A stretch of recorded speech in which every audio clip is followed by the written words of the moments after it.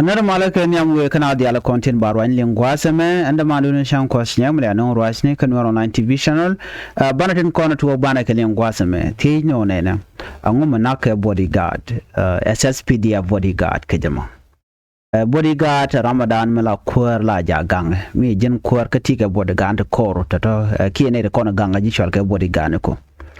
Bana dobadan and to okur ga bana je linki dobadan nake bodyguard bukon linga jen report me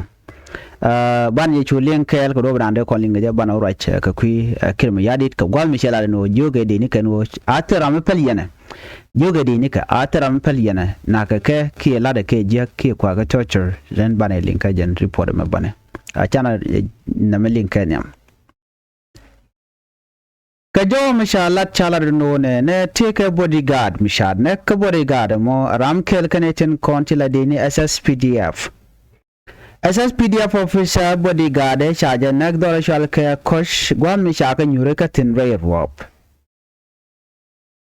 SSPDF South Sudan People Defense Force officer de kel kadini ken milakwer kan bodyguard chaka na kel kan chaka nyureka ka kosh kan tik unit state Red mishit kana me tuoga ga shanga joka jok gwa mi mo shala ro ken chika jal chika jen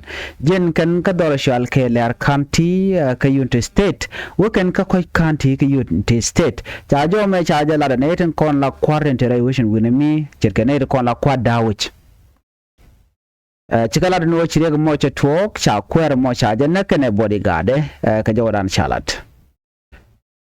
Koch County Ramadan la Kuer ki police director malet la police Uda Moshale Brigadier General John Jogdeng charach ke radio Tamazuch ka shanka ngwan ka jogan o shane dangro shakanak ramanyam shangai ka sha identify jan shale lieutenant ki second lieutenant no kan shira kan lat kwasame chicken ladno ne shawuda mo la second lieutenant ke kwera da kadi SSPDF wajen shagana kel kana bodyguard Naitin na ke wuda me kana bodyguard shara no ke ngwan nuwer ti sharu den jim ke ti shara realika den gwada danen shitok shingwan nuwer to wa churin mobilize gwan matikatin chicken ne to chicken nyuraka de ni SSPDF Kanere kontin makana ketin chana nyuruka reduar wa chicken majin chwal ke PKM machine gun chicken nang ka chicken bodyguard dan jel ka kel bo chicken majin chicken nang ko nang ro chaga nak gwadan chaga perekatin chwaga churwar match Brigadier General ke Koch County Police Director John Jogdeng chala do ne jene kanere kona makana kanere ngaike Korean chwale galwa majok jen Korean mo wati ka dibe ti chalat chana chakanak ne kala kandi ka kor gwade chiwe wajir ne chaje kebne chaje larnu chana ka mobile court lo wajiluk wajen chana chaka ne gwalok me chana chaka ne yo shamech ke charo da bar chana lar charo da bar gwalok den chewe charo da gurmach gwadan teten me yan gaje in the first place wajen sharan che janak wudi shalo mo galwa ma joko waran che janak karama chenak ramu shalo wor manyang wun wareba kan yal kan ware dundo tiken ka bonti gol wor manyang na gaje me tar ka coach market jen gwada na getin jen wudi shalo ga me galwa ma joko che galwa ma joko mo che oda bar che wo gwa be dan che oten ko cha je bije ko kume And tell me the SSPDF, la South Sudan People Defense Force, key government force, awaka gorkan uda meni shale galwa majok. Ano, Brigadier General Deng Shalat. Jana pine na kona ya nagwana mo. Chaganang ka can't headquarter. Pan. Chaganang ko ba ko to ka ba kamshi manakin. Shajo mo shajo la jen Brigadier General and wonene jene kanere kon nakana shukuma kirmu yadi dmentere which ngudemi kanedi go jeno kan ka ji aspela aigo no. But you can call they are not fully SPLA IO force ko kana wakan kano but chala no sha suspect no kan baro di no garpinya la de ne SPLA IO ko ta mace ga gwai ke kume gwam mace kan kware kan na kana bode ga da kashi kan mai kenji kan nan so the one option that they have right now or they can they can they can we kapo zo mom shall ke SPLA IO they can pardon they can join ko charge go ro ba ka kef she would have made Michelle Galama Joga, Charado, she can yen can team the co bon Michiro like can team there, she can officer mo, she can knock can a bodyguard and Jelga Kale.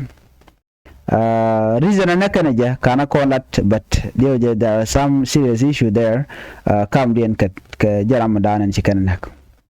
Ramadan ya nak mala officer mudi mitin ga bode ga ne kaman cha PK machine cha nan ka ja ka cha mic Ramadan ga cha nan shoda kana ko la loko kwaje disclose and shoda loko lat kije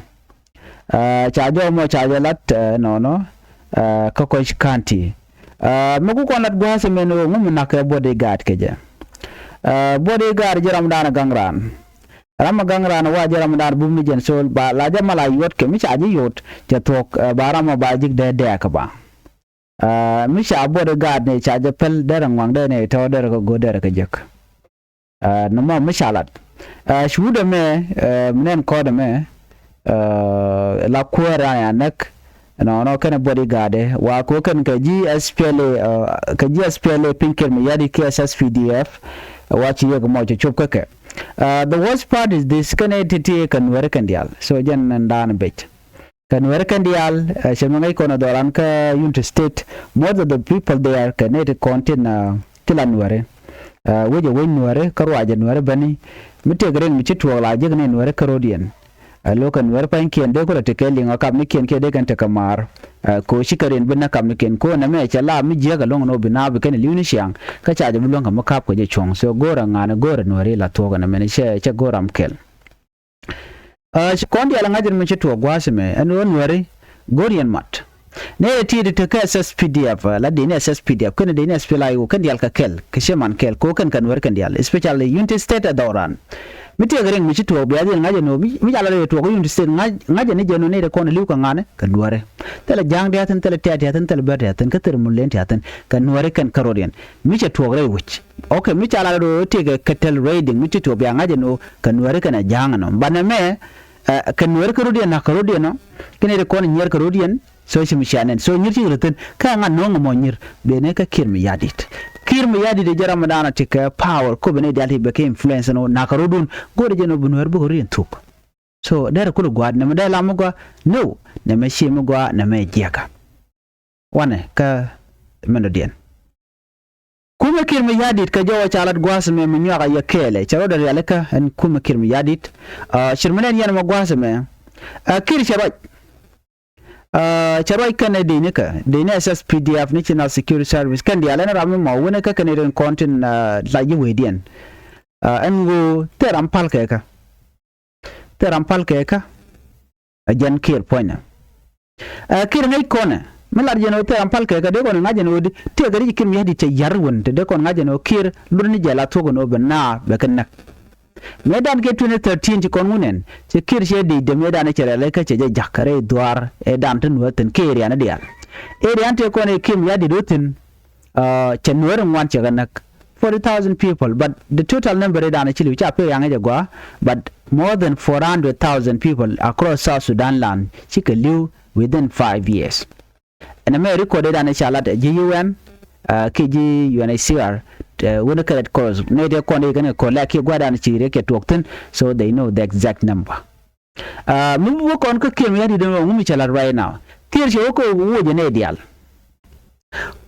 kon ajin jang ajin wara jin wo je na te jen te ke lo ya list ne te ngadan woni ti ke ne ke ti share kan corruption ke let kan ti chuden lut kel jen do da ne yen kem ya di tama lara ma kwanya baram kwany ba je wuj we kan no me ne di cha wuj already so you mean that jen le the mutual ke de le the new the power you know ta kan long jin mite ka reg michilat mken yo be ki kana lot be dil woch jan ta dan nyu da na nyu da ji sa sudan dial wona ga kwarken ba cha jen ne de wan cha ka blind full yoten kona kep kan ka okay ne chi president selbe ke ya di degree ni chakalat you know degree use jala tool woda kana kel milet president selbe ke ya di de ko gor jeno bene diala content dong shi cha janget no ben ba ko wod bene de kona dong ngat ke je ki balar balat gwa no mani chala power consolidation ke power consolidating me kevin power ko bala dundu tera mobile watch ko nat ko ga demote ka ko promote ka ko reorganization ko nyom le reje ka governor da ka government da tetin bunyo do jen gono di be dial be ka baram mo mitel mo ngaje be yorar baram to kuji dor ngaje dor but mi che gujino jin dong dere expose ke dere larar so be gujino jin thread ka jen po ne kum kim yadid be yor tong mi alo jen kwale cholo no kim yadid unpredictable ko di jen che gor pujino be system ke tacting to goal be ka use kan tacting to touch ke kuma kim yadid reje kum Uganda ta da reje jangai kono ne ka jago ba kurun dang de run tungwan kira tema take 20 years would more take more decades would chal ke Museveni mo wan mo te am jugan jinne lena menena okay kwana ben game da to meta nakan werege 2013 chikin yadi chede injo jogono yen wiya nakake kan wer continent dorken era mo ladi nakaje chikin yadi dalat Chwana yo anak yen kul wono ko bu kono kula team tamen changa waldi en changol bakal o chan wer cha targere deliken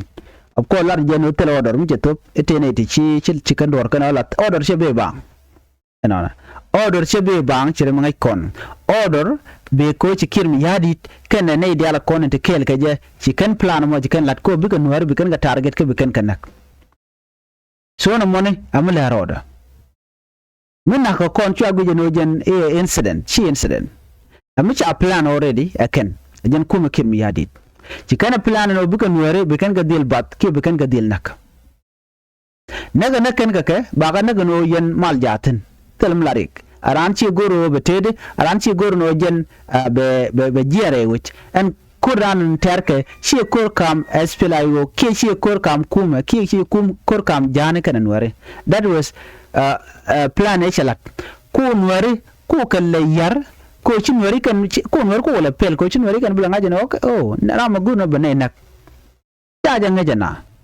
yena ne tega tan wari arde na to dor kwar nwari titila lo yal ka kir don kiran je osa va ke che tegare mu shiwo jeng na mo ko ngairan but ngai kon no kir mi yadi teram pele ni jira mo mulan wala to ngai jeno jinti ka sei kallo ko mandana lede so be jidil target yena tem ko target ne jes pelayo ko target no konen latke no shungan ke gas pelayo en latke ko dong de wade kan ta kamal ke de kan ta gamat cha de gor kim yadi gor jeno be je use na me allow opportunity kaje ko benware be ka watch ke be ka lada jek gwada dana we ga macham watch ko jan ta dana latke kume en me kume kim yadi jen plan dan lada plan na mo it is working are plan ga namo te gambi angach okay kane den kon te nakana ke lat kana jek che kir che tungwan che galat chana je malar ne na kir ma yadi che ne ka tungwan ke ji duara che ja ring special ne kon te la jang kai karun diala team te mi chala adu sel ke mi yadi de me te ke yodial ma charbol ya te yodial ramu chala grigori visili te yodial akola yima du te yodial bona bol te yodial bibi ali akedi te yodial polino ding ma dol te yodial garang ma yom ko te yodial ma yi ayi den te yodial ma ro ma wel yodial ma kir gaitip these are the people ya ko kir akolu ala yodial bag ma yen yodial ni alden nyal te ke yodial ro ma jogwa dong all these people they have money te cha kam ke kir these are the people in kono kwa corruption kwa jila ne ka ta medan man ngi in man le road. Some of them right now chika come out lat ken no ken chika part of tin kon lat ke kim yadid while they contributed before. Okay? Chika contribute but right now ken it no chine you are not part of that. But ni kon lat ko rin. Kim yadid medan e nagan wer ke 2013 chine wan chika youth Michael Makwelwas ne. Awokan ka aliu ne. wona ka kan dialati yal de ko larno kol manyang jungni. These are the people they ko plan ku kan ladno Nuer kan naka. So naka Nuer ko Nuer go jen kan mi che election je talk dong de kan ke de kan du ke dong de kan wan ka cha influence ngaj bono Nuer kan e mola kan kel mi ngai jega ka chaji wi na kan je talk ki kan bile gor. So the only way to keep them bikan ngot kamu kan na aku kan gelit o bikan ga del jojere we ke juba, and then it happen jermen dana ikona ngach jan wele aganak. But right now min biya kulin genen dini chaka mo ka order enu were biya jiga biya dinak en were biya jiga biya dinak unless en wam dong te kel ga jabat de kan luj kapin a shiba ngaje no akal lujito jalala lat kera mo gwantaro ya jare de jika changda la ja gora gwada dana chinien ke gwada dan chiro du palpin e dong chi awota mar be yu yot ke tok be jeri hor nyen lat ke e ne mena mo mala lat ke ni changa gwantaro. So we shall get him hadide jen take a plan to one top dial kon lat re wi ka so Sudan again dina gi jeno kim yadi de man te nyur ko bang ten nyur loro bang tele de no ki tok take a date pala de chal ka SPDF take a date point de mi cha madam chal ka unified force mo je de cha galtan gole ka tin ko de in ke mi te mi chu te tum tomorrow ye dong de ko da ro da nyok bine to bu go rodi mission ne jel ka men cha ka influence je kir ma yadit den bikana lat jinni ne je no jinni jira mun loka mula le de malati ke force mutipin kir ti ke force ga jana di alkatin to kwa train ka pin ti changach mikir ma yadi dare billion of dollar dare ka nanka bom Keping a chakanen bugalo George some years later. What do you think about power down la kona large gen power take kum Michal kum Uganda? Do you know what Kim Yad is capable of? Kim Yad take a power with Mekanian. Kir power teram de dungaja. Kojan a jaram dana could dial ko la let kwani jimbul let kajo ji. Bele ju bejo nyur she do rum be nya onong. Allo ka public na me charge gudu ni mugo ko ran chile chitaram le tin la bella stable ba le ngi je citizen no jen le lan mugo the moment dan jen dong to do ba you watch ba la nga che corrupt aw kam ngumre na you corrupt ko je maka gwatot en mi chai kwanye je nang ne pa ke nang ne jongro ke nang ni pet dok ke pen ngon ke pet ba yorar a tele fruits to chin produce ka jilla ngala ko na produce den benama birama bi ko lo But I joy go no kuma ngana kuma jan me lat ke kir me yadid by the way am dang na South Sudan. So jan me joga kira no normal 2018 peace agreement actually collapsed totally. Recover it. Gore malabe. Okay? We are negotiating table with the Machar. Kwa peace agreement kwa nyo kwa tanyo kwa follow up. And then we malu bere we South Sudan. Piana nang ke national election but transitional government by a watch. Urumi ya padan kir me yadid and then we wait. Kami charadin ja padun ba shuro jala kwar angu mubum ko widu angu mi she gor jano dene okay dekan kwa dekan le jegona ka chiti de ala konen lat ko ne wika so dan chika address la jegani de ba na ba khona anyo yene de ala konen ngaro ne gwatame mi e jira amma la kwar ka ja mo yodial ka tera gwan nyeru mi logi of course la ja doji ka de konen ko kan wak ba chijen jinni ya kwan wi na da lo jila kwar chimla na revenge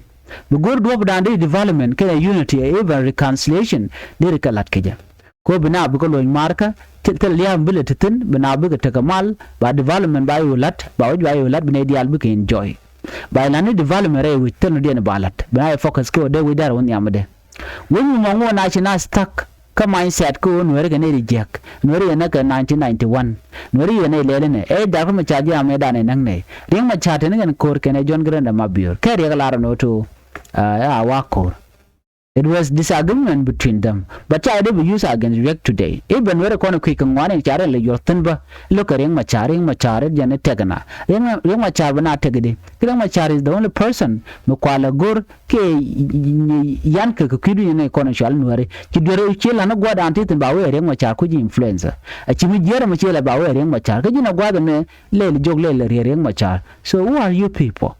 Yan Gurian Mugurian Obia, 10 talk be a hangach. Kira kwermun na kaji duarian kayen ne kun kana miliyer wiya koda John ene ko ken ti shan ne kun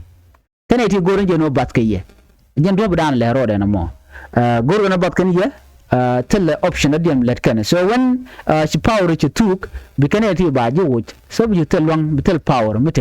so what will happen to you be you do tell do yankel me be nyona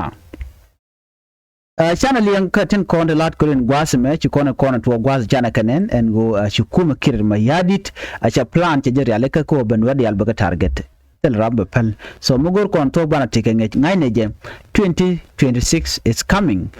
ko wo ba election ba jalat and before election ngai kon ka December 15 ano ngum bro lar na mo and watch out ka time be batch dong de korde gretere wi ka South Sudan and gwada dan titino mitire wi ka juba ke ti gwada dan titino you need to be careful ko kir me yade take a plan da dien balat ko go jeno der te jek ko kende be der ka nyogum le de ke re wi ka South Sudan ka kwingane ke kwinware jen nen yana tama jagan war jaga ke yana ken ko bunwar bo rodien na karodien apenal jongle unit state all this place rekaten mo ti cha kap chon kan wera content gwana mo what will happen will have a talk na gor kano bikare na humble ka community ya yo community no na me jaga ya talk de ri alaka jin chin no ri ende min jogo do kan pin no ano cha ji kwan chagogwa but tabi the peace be maintain ka ja gorje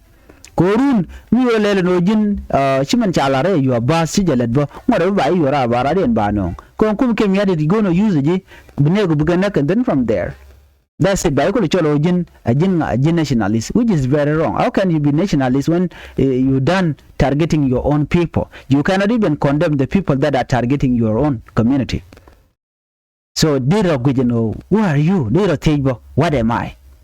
So jo me der we kaya